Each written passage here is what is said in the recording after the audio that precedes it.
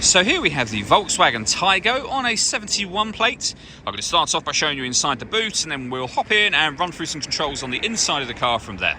As we approach the back of the car, you can see we have reversing sensors, plenty of boot space as well, along with that 60/40 split folding rear seat should you wish to increase this space even further. Okay, now that we're inside the car, we're going to start with the dials. On the left-hand side, we have the coolant temperature gauge, then the rev counter. We have a digital readout for the speedometer in the middle, and then the full speedometer over on the right-hand side, again, with a digital readout directly beneath that, and then a fuel gauge over on the far right-hand side. You can change the information that runs down through the middle just here.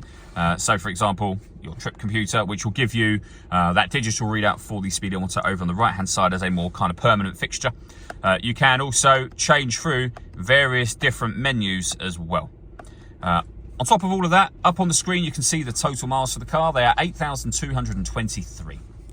If we back out to the steering wheel, over on the right-hand side of the buttons I was using a moment ago, we have stereo controls there, which continue on the left-hand side. Above that, we have cruise control, which you can set just from there. Once you set cruise control, you can hit this button here. This vehicle is able to maintain its own distance between itself and the car in front, both speeding up and slowing down automatically, depending on the car in front's speed. Over the centre, you'll then find the main touchscreen for the car. So we're on the radio menu at the moment. You can see we have FM, DAB radio, internet radio. If you want to listen to your own music, you can do it through this radio menu. You've got My Media, so you can make your own playlists, for example. Bluetooth audio, so you can stream your music wirelessly. You can also access all the same options if you hit Media and then Source. You'll see you've got exactly the same things just there. To pay your phone, hit the phone button, and then follow the instructions on your phone screen and on the car screen to carry on. Working our way down from that, we have the dual zone climate control. So you can adjust the passenger temperature down and up. Same for the driver. You can also slide your finger across, as you can see, so it will go down and up a bit quicker if you do it that way. Fan speed works in much the same way. You can slide your finger, or you can operate it tap by tap, if you like.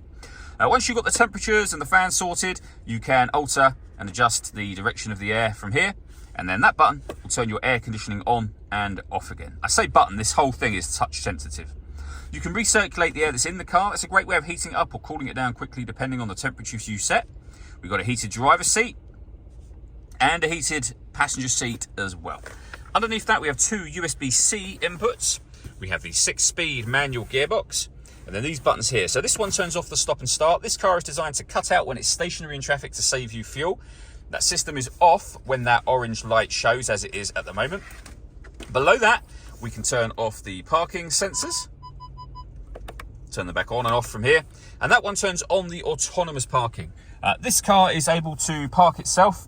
It will take control of the steering for you. You just follow the instructions up on the screen here, and we've done a couple of videos showing this working, which you can find on our website and YouTube channel. The last thing I wanted to talk about is the satellite navigation in this car. Nice clear colour display, as you can see. You access the controls up here. It's all touchscreen, of course, so you can open your menus. You can input a destination from on here. And you can go to last known destinations here as well. So really easy system to use.